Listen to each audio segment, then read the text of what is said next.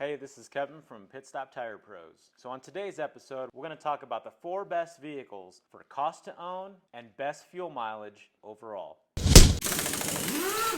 So thanks guys for joining me for another episode. So today we're talking about when gas prices start to rise. Prices are going up. And you're thinking about getting out of that bigger, more fuel consumptive vehicle or truck down into a smaller, better cost to own and better fuel mileage type of vehicle. We've all seen when the ebb and flow of fuel prices start to go up, everybody basically gets a smaller car. When they start to go down, everybody gets a big SUV or truck. Now, I would say on the whole, most vehicles are just getting better in fuel economy anyways, but here are the 4 best vehicles that are going to be the least cost to own, so the least to repair, and the best fuel mileage overall. So number 1 is the Toyota Corolla. Now, I don't have to explain too much on Toyotas being a really reliable, really good cars that just last a really, really long time. For example, we've had customers that had 2 Toyota Highlanders, matching vehicles. I believe they were both 2008s.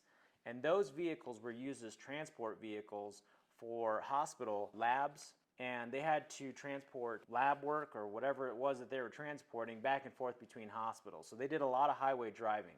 Those Toyotas ended up getting close to around 1 million miles combined between the 2 vehicles over a few year period with very little cost to own. So we're talking mainly oil changes and tires were the only 2 things that those vehicles ever needed because they spent so much time on the road, mainly all highway miles. So the great thing about that situation for those vehicles is that they were super inexpensive to maintain because all it was oil changes and tires. The great thing about those engines is, like I said, they lasted over, one was almost 500,000 miles and the other one was over 500,000 miles. So combined, like I said, it was about 1 million miles between the 2 of them that they had lasted for. So it's no question that Toyota does have some of the longest lasting vehicles on the road. So when it comes to our first pick, the Toyota Corolla, we're talking about a vehicle that first came out in 1966 and has had 12 generations of Corollas since then. So it's been a car that is sold for decades at this point and has a really good track record of having a large amount of sales. Now when we're talking about these vehicles, we're talking about non-turboed 4-cylinders. And the reason why we're talking about that is because a turbocharged vehicle is more prone to having issues, and if that turbo goes out, that car's power is kaput. There is no power coming out of that vehicle. Turbos are also prone to having issues because they get so hot and then cool down so quickly. And so you end up with this issue where you have these moving parts, these turbines in these turbos that end up going bad, bearings going bad, or they end up leaking really bad. And you have all these issues that come up later. So when we're talking about reliability, we're talking about non-turbocharged 4-cylinders. Now when it comes to mileage on those Toyota Corollas, the 2010, which we're going to reference back to the 2010 models just to have some congruency, but they get anywhere between 26 to 35 miles per gallon. Now you may say that that's not the best miles per gallon on some more modern vehicles, but the best thing about the Toyota Corolla is that there are so many produced, that parts availability for those cars when it comes to tune-ups or brakes or suspension or anything else, there's a large supply. That large supply means a lower cost to buy those parts to replace it. So when we're talking about cost of ownership, when you have a high supply of something and the lower demand, then you're talking about a cheap price for spark plugs, cheap price for shocks and struts, a cheap price for brakes. So a lot less expensive cost to own when it comes to that vehicle's value. So it's hitting more bullet points, in our opinion, on having a vehicle that is not going to be that expensive to repair, and the mileage is right there up at the top to the rest of the vehicles in that segment. Again, a long track history, so that vehicle didn't get phased in and phased out like some manufacturers do with a new model. It's been long-standing to being a solid vehicle. Next up is the Honda Civic. Now the Honda Civic debuted in 1973 with 11 generations since. And the Honda Civic is pretty much the flagship vehicle for Honda's brand for the longest time now. And again, Honda has that same similarities of having good mileage between 26 and 34 miles per gallon on the 2010 model, as well as having a high supply for all those parts replacements because they've sold so many of those. So again, we're talking all the different repairs, brakes, tune-ups, but also tires. So when it comes to tires, we're talking about a lot of cars having that similar size. So if more manufacturers are making that size, we're talking Michelin, we're talking Bridgestone, Continental, General, Cooper, BF Goodrich, Goodyear, when they're all making those tires because there's so many cars out there, that drives the price down. So for example, if you were to buy a first generation vehicle that has a crazy 19-inch low profile tire, and at the time it's so new that only 2 tire manufacturers are making tires for that, even though it's a small car, that's going to drive the price up. So you're talking about a low pro tire that's specific for maybe 2 or 3 vehicles, as opposed to a Honda Civic that is going to apply to probably several types of makes and models, as well as all those different versions of those vehicles that they made and they mass produced.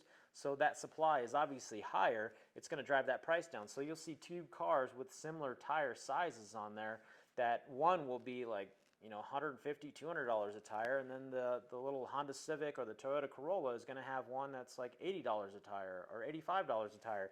And mainly that has to do with that supply and demand. So when you're going for a car, sometimes it's not good to have a really unique car, because then you end up with very high pricing in repair and tires. So the last 2 4-cylinder vehicles, non-turboed, we're talking about on this list is going to be Subaru Forester and Subaru Outback. Both have had 6 generations of Subarus. The Forester getting between 20 and 27 miles per gallon, and the Outback getting between 22 and 29 miles per gallon. Now the reason why I mentioned the Subarus, one, because there's a lot of them in the market, but their reliability is not as good as Toyota and Honda. Honda has a better track record for longevity than Subaru does. But the great thing about Subarus, the thing that really kind of tips the scale back in their favor, is the fact that taking out a Subaru engine to work on it, even if it's the entire engine, is an extremely easy process for a mechanic. You could take out an entire engine of a 4-cylinder Subaru Boxer style engine in just a few hours if you know what you're doing. And so being able to do full engine overhauls or head gaskets or those kinds of things on a Subaru engine makes that price go down because it's so easy to work on. So the reason why I mention these is, 1, because of gas mileage, 2, because they've been around for a long time, so that parts availability again is going to drive the price even further down. Again, with tires being congruent because of so many being produced.